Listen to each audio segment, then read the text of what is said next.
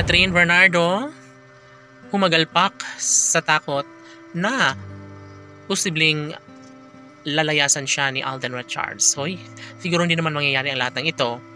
Of course, pakana naman iyan ng mga bashers ng Kat Din Love Team dahil gusto nila na tuluyang mawasak ang pagmamahala ni Alden Richards at ng pretty girl na si Catherine Bernardo.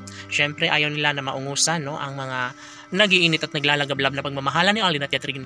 Syempre, kung tutuusin, ay isa lamang umano ito sa pinakahinangad ng lahat. Hindi kailanman magbabago ang pagmamahal ni Catherine para kay Alden Richards kahit na nangangamba rin siya minsan na baka may ibang mahal nga itong gwapong aktor na si Alden. Well, masasaktan ang puso ni Catherine Bernardo kung magkaganon. Ngunit naniniwala ang dalaga na posible umano na hindi magagawa ng kanyang nobyo ang lahat ng mga negatibong paratang sa kanilang pagmamahalan. Syempre, ang lahat ng ito ay pagbibigyan din ni Alden Richards lalo na at ito lamang ang isa sa pinakapangarap ng binata na sana'y magiging kabiyak na niya ang babaeng pinakaminamahal na si Catherine Bernardo. Syempre, ito ang pinaka-the best sa lahat. At worst, kung tuluyang makawala sa buhay ni Catherine Bernardo ang gwapong aktor na si Alden Richards. Ay naku naman, sana hindi na umano magbabago kailanman ang kalang nasimulan sa kalang relasyon dahil sadyang naman na sayang, sadyang naman na hindi po pwede. Of course, sadyang naman nakatakot-takot lalo na kapag tuluyang magwagi ang kabiguan sa relasyon ng dalaga at binata. Kung tutusin, si Alden Richards lamang ang pinakaminamahal at gustong makapiling habang buhay ni Catherine Bernardo.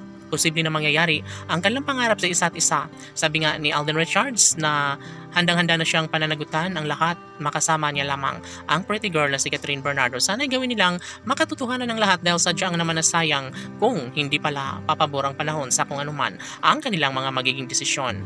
Laging sinasabi ni Catherine Bernardo na hindi umano huli ang lahat para ipagpapatuloy. Para magkaroon ng kasagutan ng isa sa pinakahiniling at pangarap ng lahat.